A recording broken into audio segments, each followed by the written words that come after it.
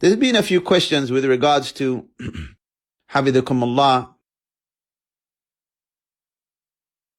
the coronavirus, and what do you say concerning those people who they are promoting conspiracy theories with regards to the outbreaks of the coronavirus, saying that it is a hoax, and so on and so forth.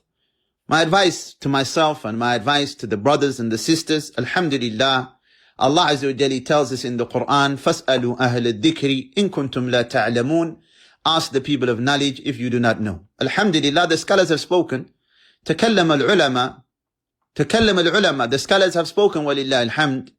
My advice to myself, alhamdulillah, and my brothers and sisters, قِفْ حَيْثُ وَقَفَ الْقَوْمِ. Stop where the people stopped. Alhamdulillah, take the necessary precautions that we have been advised with, that go in accordance to the Quran and the Sunnah, alhamdulillah, that do not oppose the teachings of the Quran and the Sunnah. As we mentioned, as-salam la ta'diluha shay, being safe, alhamdulillah, is important.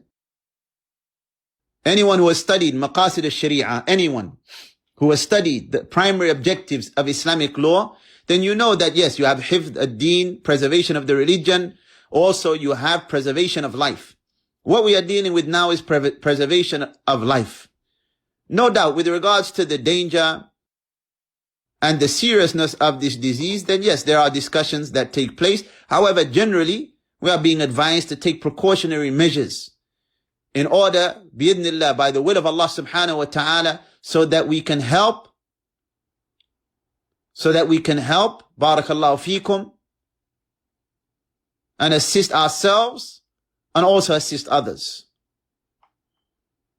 And preservation of life is from the primary objectives of Islamic law, based upon many texts that we find in the Quran and the Sunnah of the Prophet sallallahu alaihi wasallam.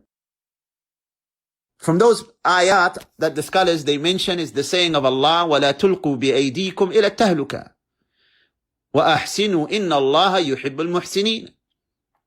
And do not throw yourselves into destruction. Do not throw yourselves into destruction.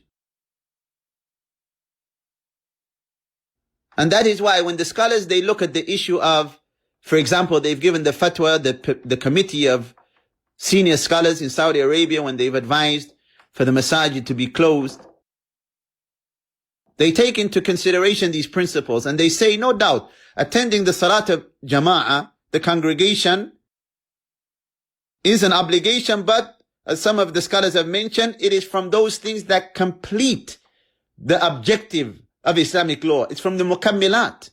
It's not a maqsad in itself, meaning the jama'ah.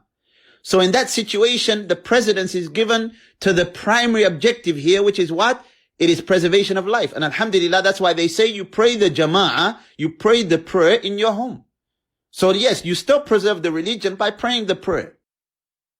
And as for those people that they are trying to disparage individuals and demonize them for taking the fatwa of the senior scholars, then لا تلتفتوا إلى هؤلاء. Don't pay any attention to them. If they want to be reckless with their own well-being and the well-being of others and ignore the advice of the scholars, and especially those in the Muslim lands, because there are those in the Muslim lands who are inciting people to oppose the rulers, don't pay any attention to those individuals.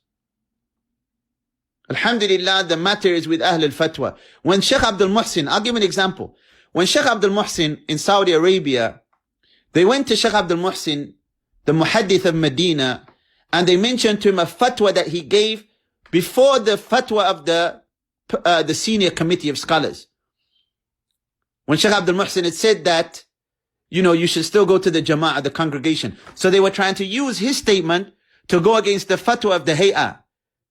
When they asked Sheikh Abdul Muhsin, he said, I said that before the senior scholars, they gave their verdict. He said, when they speak, and look, out of humility, he said, it is not like a student of knowledge like myself or those like me to even entertain this affair. And the Sheikh is an alim, min ulama al-ummah. So if the Sheikh says that about himself, what about us?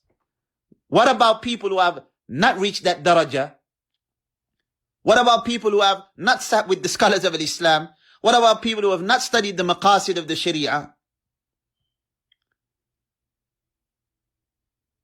That is why we have to be balanced. If somebody takes that decision and they oppose that fatwa, that's on them.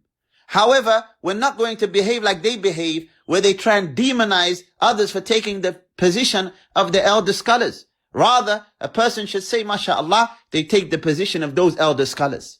Like a Shaykh al-Fawzan, when he was asked, in Western countries, we are being advised to close the masajid. Should we listen? It was said in that which was spread from the Shaykh, hafidhahullah, if they are advising you for your own well-being, then you should listen to them.